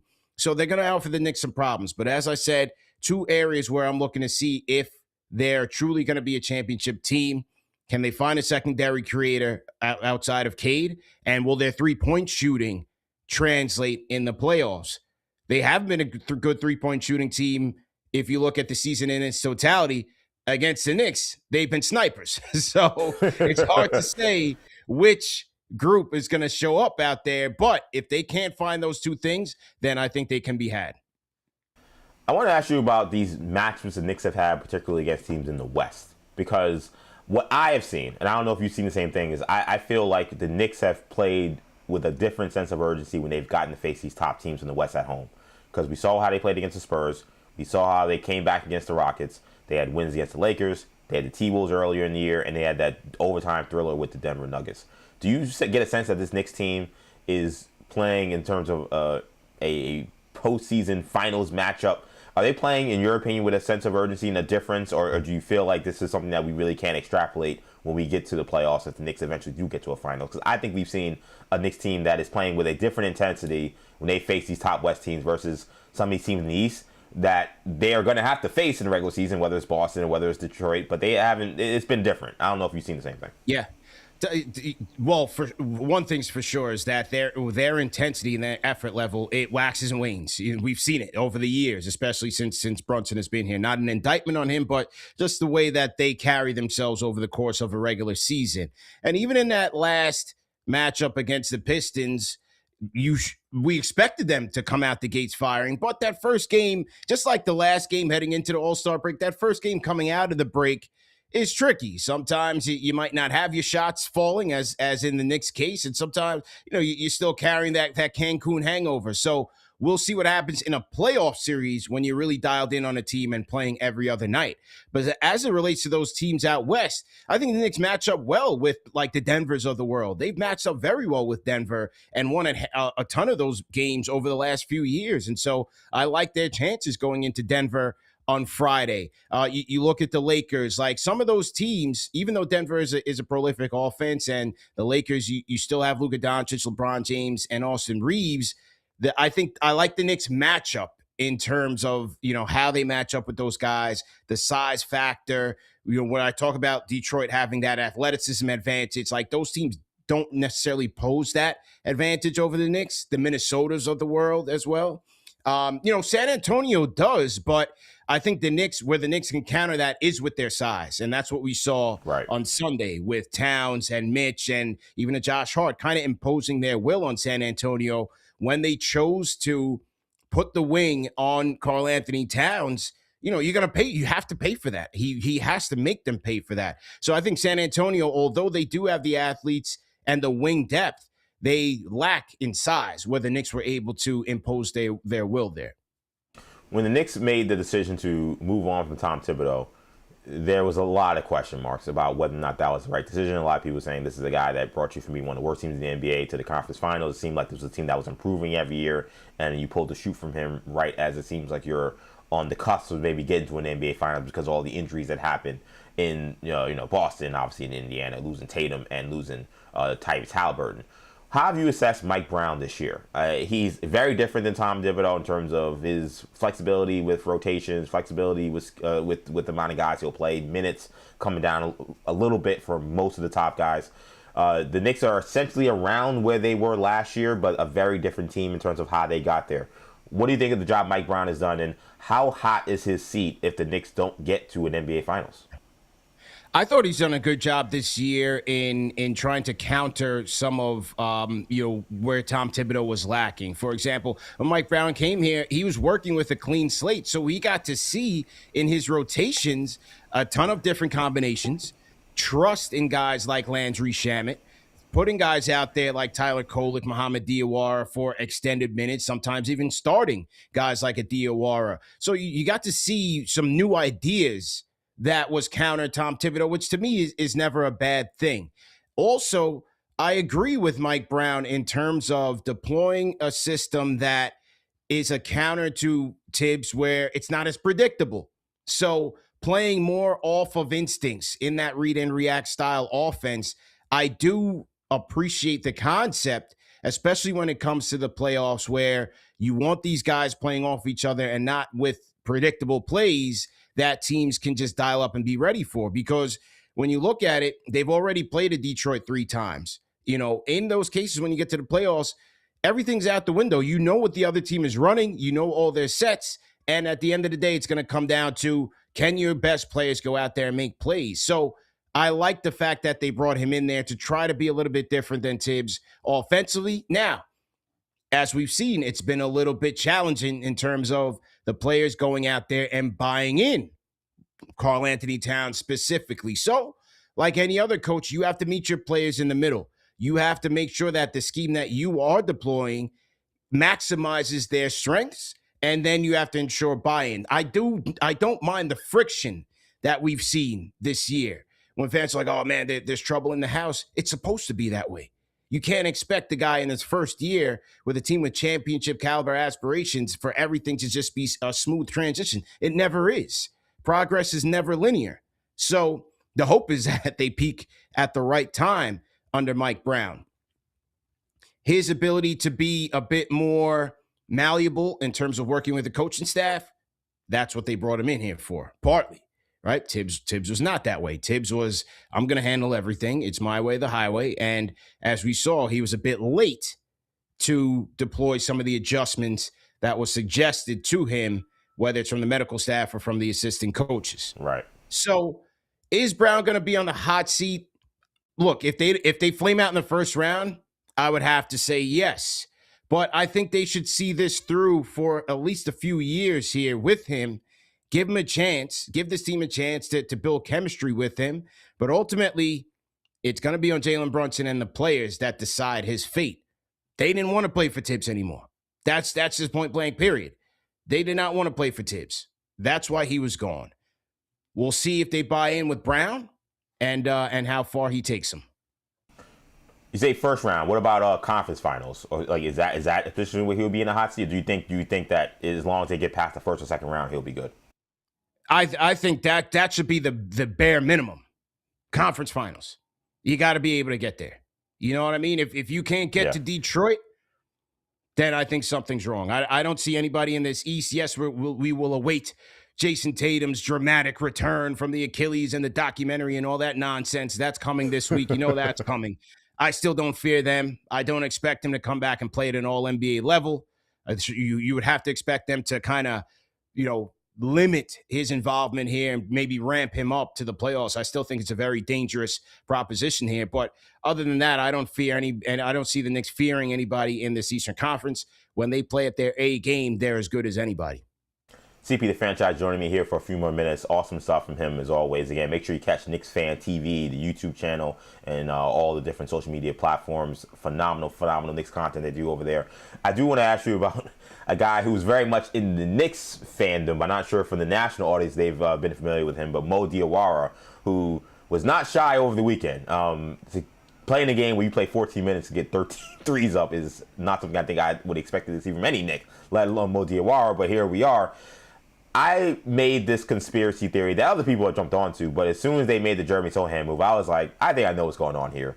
This is Leon, and this is Wes, and this is the front office, Rosa, saying, we have this young guy who's on a one-year deal who we are trying to get to stay here, and he is playing well above his skis in terms of what we expect him, a 51st pick in the draft, and we don't want to go over this apron to have to keep him. So even though you're playing good, Mo Diawara, oh, look, we got another guy who's a little bit older, a little bit more seasoned, and he just happened to take your spot in the rotation. Oh, I guess you're not going to get the contract you wanted, but hey, at least we can keep you on the cheap. I thought that was the gameplay that was happening, but Sohan's kind of addition to the team hasn't been quite as smooth, and Diawara shows every time he gets opportunities that he is still an impactful player. Do you think that Diawara will be in the rotation by the time we get to playoff time? And just what has been your impressions of the rookie from France? He's been great, man. I was there at Summer League in Las Vegas and watching him, and everybody was intrigued. Like, even though the Summer League team as a whole, they weren't a good team and they didn't win too many of those games, he was always one of those guys that, like, kind of piqued your interest, especially when Dadier got hurt, I believe, in the second game, and you didn't hear from him again, and he hasn't been good at all. But nope. Diawara, man, he just showed some flashes. You're like, okay, this looks a little bit interesting here. And, to see the trust that he has built with this team and with Jalen Brunson, with the coach, Jalen Brunson saying that he impressed him even when they played in pickup. He was a quick learner. And to me, that is huge because, I had a fan in the comment section saying, I did a show yesterday. His fan was like, why are we making such a big deal over a guy who went 4 of 13 from 3. And we've never done this before. What people have to understand is this: where the Knicks are right now, they don't have much assets. You drafted Pacome Dottie last year. He's given you nothing. You're in a league where depth is value right now. In this pace and space league, these guys are running Indy 500s every night. Guys are getting injured. Look at the injury history.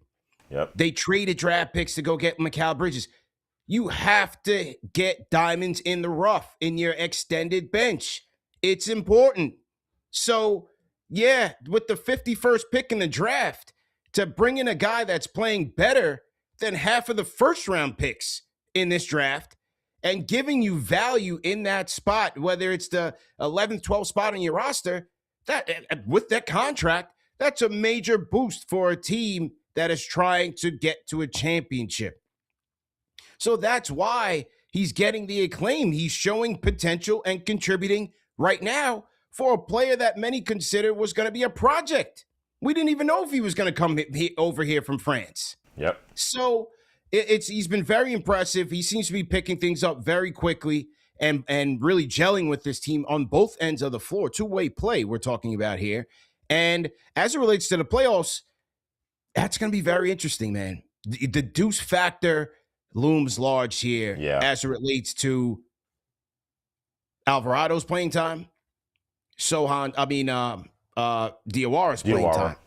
Is Deuce going to come back and be the same Deuce? This is a guy, Deuce left. Deuce McBride, he was shooting like 45% from 3. He was having a fantastic season.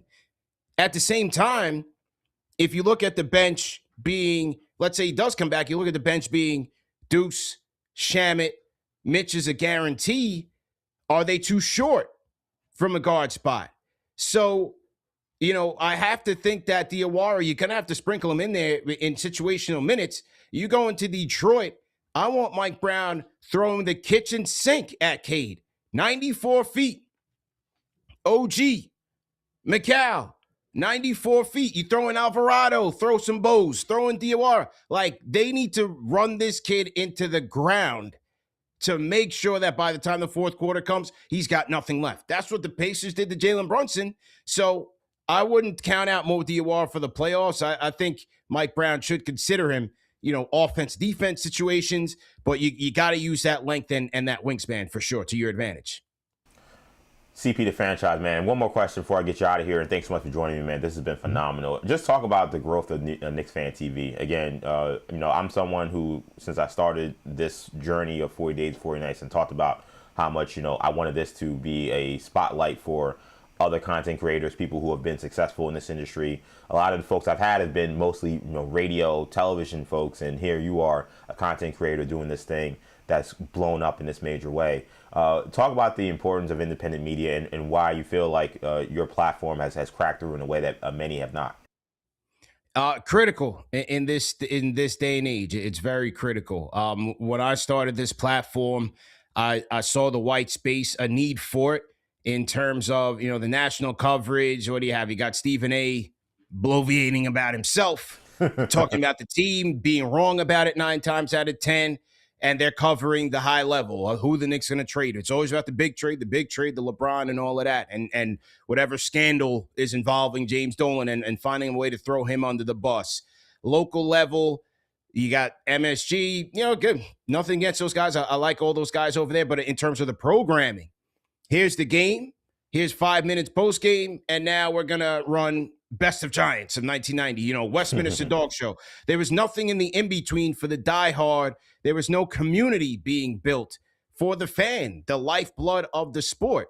And so tapping into that white space, especially in this digital age with on-demand content, long-form, short-form content, we are building community around every single platform that we are on, whether it's YouTube, it's Twitter, it's Instagram, it's in person at our watch parties. Like, we have communities basically established on every one of those pillars. And so it's been a tremendous journey over these last 9 years.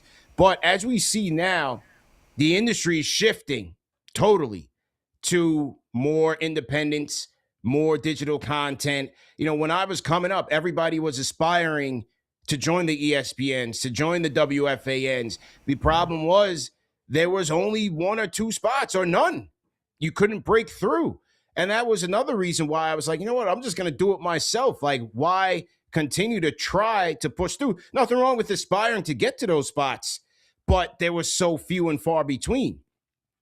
And now we're seeing a tremendous amount of consolidation, companies merging, companies dissolving. You see the Paramount purchase of Warner Bros., potential purchase. If that goes through, there's going to be more changes, more shifts. And so it's why, you know, when you go on my Twitter, I'm imploring people, build your brand up, make content.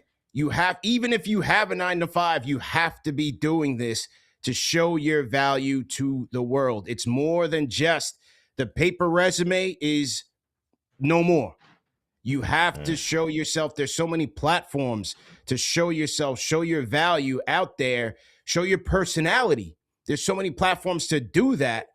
And to me, that is how you're going to remain relevant in this ecosystem. And now, by the way, is deploying the machines. So you're not only competing with people on a worldwide scale, now the machines are coming in here making content. So there's a lot going on, but you know, I give you a lot of credit. Like when I saw this series that you established here, the 40 days and 40 nights, that is tremendous. That is an excellent start for you, for your fans to see your brand, to know what to expect from you. They know, okay, EJ's coming on 2 nights, 2 days a week.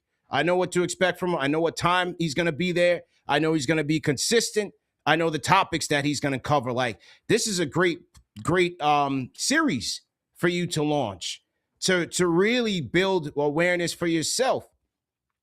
But I say this, it's not only people who are aspiring to be in front of the camera, in front of the microphone, that needs to be making content. The producers, the editors, the graphic designers, tell your story, show your journey behind the scenes. There's one young lady I see that's doing a great job of this. She works for the Rockets. And if you go on her Instagram, I don't remember her name, but she shows you the behind the scenes. Here's us going on the plane. Here's me, you know, here's Boban in the pilot seat talking to the pilot. Here's how I cut highlights to post to the social channels. Like, take the fans behind the scenes. She's building her brand in a major way. And so that's my biggest advice to people. Doesn't matter if you're trying to be in front of the camera or behind. Doesn't matter if you're a fireman. Doesn't matter if you're a lawyer. Everybody should be making some sort of content that is relevant to their field and allowing the world to see them and their brand. Very important. What a mic drop. CP the Fanchise, this has been phenomenal, man. Thank you so much for joining me. Let people know where they can follow you and find Knicks Fan TV. Sure. At Knicks Fan TV, Twitter, X, Instagram, YouTube, especially at CP the Fanchise. No R, Fanchise. You know, I'm a fan. So Fanchise on Twitter, X, and Instagram as well. And appreciate the time, man. Keep it going. Great job, man. Thank you, man. Let's go, Knicks! That's CP the Fanchise. Thank you so much, brother. I'll talk to you soon, man. Absolutely. Oh, I cut him short there. Shout out to CP the Fanchise. Oh, that was awesome. What a mic drop at the end there. I was really hoping to get CP on to do one of these shows. He's a very busy man. And what I love about CP is a lot of what he said there, which is this idea that, you know, just because you're working at 9 to 5, just because you're doing a certain thing, if you want to get into this space, that no longer can you rest on your laurels or sit on your behind and say, I'm just going to sit around and wait for somebody to look at my resume and see that I'm worth it. Those days are long gone. And that's one of the main reasons why I started this platform, 40 Days and 40 Nights, was, you know, I was working on a radio show regularly. I still host on WFAN. I'll be on, by the way, this weekend on the overnights. I forget what time I'm on, but I'm on the overnight. I believe I'm on, I want to say 12 to 5, but I'll make sure during the rest of the week I'll be updating you plenty on, reminding, hey, I'm not doing 40 Days, 40 Nights next week, but I will be on WFAN. But no, like, one of the reasons why I wanted to do this was to show what my value was beyond just the, you know, spots that you heard me on the mic or Maggie Perloff, or just the sporadic shows I may do on WFAN, or, you know, my work as a producer or what's on a paper sheet. And a lot of this content space is about being consistent, like CP said, and showing that you are very versatile. And I think that's one of the things I feel like I wanted to show with 40 Days and 40 Nights was my ability to bring in sound, my ability to bring in video, my ability to bring excitement and engagement and interesting commentary on the microphone. And a lot of what you've seen in terms of inspiration for this CP the Fanchise certainly has been one of those inspirations, like so many people have named. Because again, I'm in this stage of my career, my life, where I'm about trying to show as much love as possible. I don't want to be one of these folks who, and I'll be honest, I was one of these people who kind of would see people on ESPN or see this person doing that and be like, yo, why is that not me? Like, well, I should be better than them, or I'm better than them, or I should be doing this, or I should be doing that. And everybody has their own journey, and everybody has had their, if you're in this industry, you're in this field, you've had your plenty of your ups and downs, peaks and valleys, and your levels of adversity you've had to go through to get here or get to where you got to. So to me, it was silly to point to people, oh, why is that person there? I should be that spot. Like, because then when I was in certain spots, I became, wait a minute, I could be that person people are pointing to. They don't know who my story is. They don't know what I'm about. So I really feel like my life and my kind of disposition of how I approach this career and this journey that I'm on has changed a lot when I was saying, why is it not me and why is it that person to, what is that person doing correctly, or what is that person doing well? What do they do well? What can I be inspired by? And seeing them do that, okay, they're doing their thing, or let me go and do my thing and show what I can do, right? And I think that is, that shift got me to where I am/was with the Fan, right, and Infinity Sports Network. And it's going to continue with this new content I have with 40 Days and 40 Nights, New Generation Media. Again, this has been a really great journey. So super kind words from CP talking about his how much he's enjoyed the journey. He's been in the chat a couple of times, at least once I think I saw him in the chat. So that's been fun. So big shout out to him, man. It was great talking to Knicks because, like I said, this is a New York, as a sports-centered show with a New York flavor. So we talk a lot of Knicks basketball, and again, CP has definitely established himself as one of the authorities when it comes to informed and authentic Knicks commentary. And he has some very interesting things. The fact that, it's not a secret, but the fact that he laid out there that this team was done with Tom Thibodeau, I feel like, it's never going to, but I feel like I wish one of these things would put to bed this idea that Tom Thibodeau, the Knicks would be better suited or be in a better position if he was still the head coach. Now, maybe we've heard the reports that Carly Towns may be somebody that still misses Tibbs, but CP made it with under no, kind of different pretenses that this team was done with Tom Thibodeau, and therefore that's why they had to change head coaches. And the reality is, I think he made a good point. The progress is not linear, and to expect that Mike Brown was going to come in and there was going to be no adjustments that are going to have to be made, there was going to be no growing pains, was probably naive. We've seen some coaches come and change things like Kenny Atkinson last year with the Cavs, and they just run through the regular season. And that's kind of what I thought the Knicks would do. But just because that doesn't happen doesn't mean they're any less of an opponent, or rather less of a contender when we get to the NBA Finals this year. And the other thing he said as well was he has grave concerns about grave may be harsh, but he has legitimate concerns about the Pistons.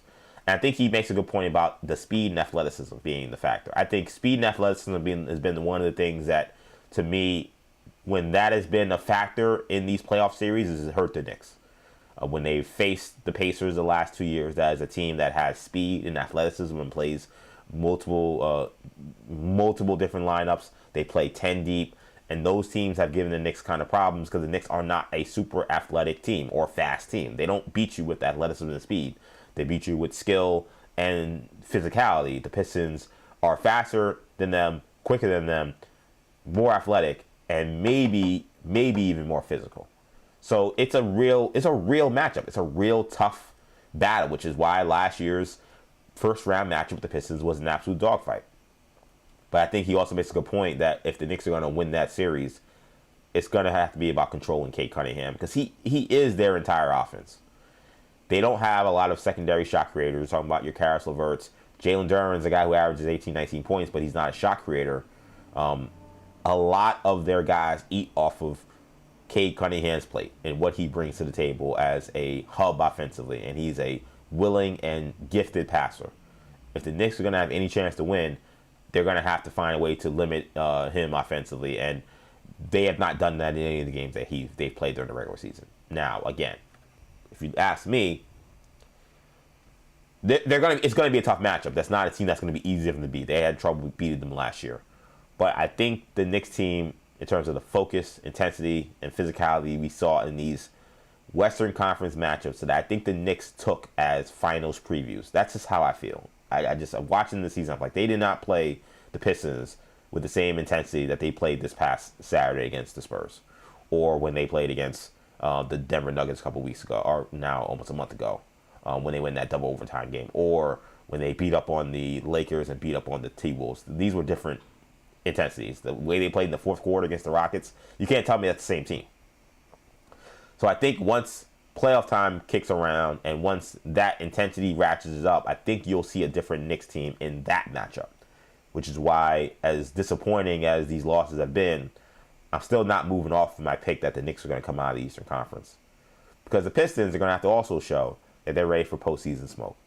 Regular season basketball is different than postseason basketball, and these guys are taking shots that are not pressure-filled, and they're beating every team by 10, 15 points because they've been a dominant regular season team. These games are going to be tighter. These scouting reports against the Pistons are going to be a lot more in tune, and it's just a different environment, a different beast. We've seen the Knicks go through that beast and show, despite whatever Vince Goodwill will tell you, multiple examples that they can overcome adversity. We're going to have to see the Pistons are ready for that same smoke. Shout out to CP the Fanchise. A phenomenal spot he did here on 40 Days and 40 Nights. Oh, this was a good show. This was fun. Apologies for being late. Had a lot to prepare, trying to get all that Roman Reigns sound and all that Bruce Pearl, Coach K sound. I realized there was a lot more to prepare than I realized, so I wanted to make sure I get everything intact. And I wanted to make sure we had CP the Fanchise here. And once he gave me the go-ahead, the green light, which was right as the show was beginning, that he indeed was going to be on, I was like, great. Which is why he wasn't promoted in the title of this episode that initially went out live. He will obviously be the title once we update this. I can't thank him enough for joining me. He did a great job. And we're going to keep the ball rolling, man. 40 days and 4 nights. This is the final week. Final week. Still got to decide what comes out of this. I'm not 100% sure, but it's going to be something because, as CP said, man, growing your own brand and creating your own content.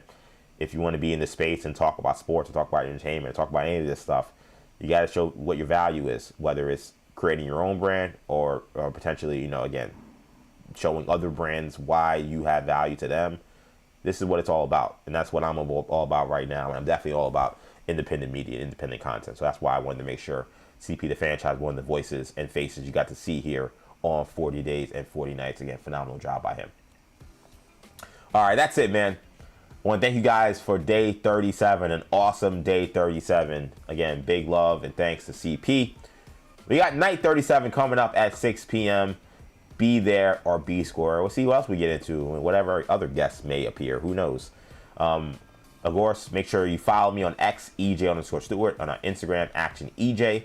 Make sure you follow me as well on the channel. Make sure you subscribe, New Generation Media, and make sure you subscribe to the podcast, New Generation Podcast Network. I'll see you later tonight at 6 p.m. I'm EJ Stewart. See you guys a little bit.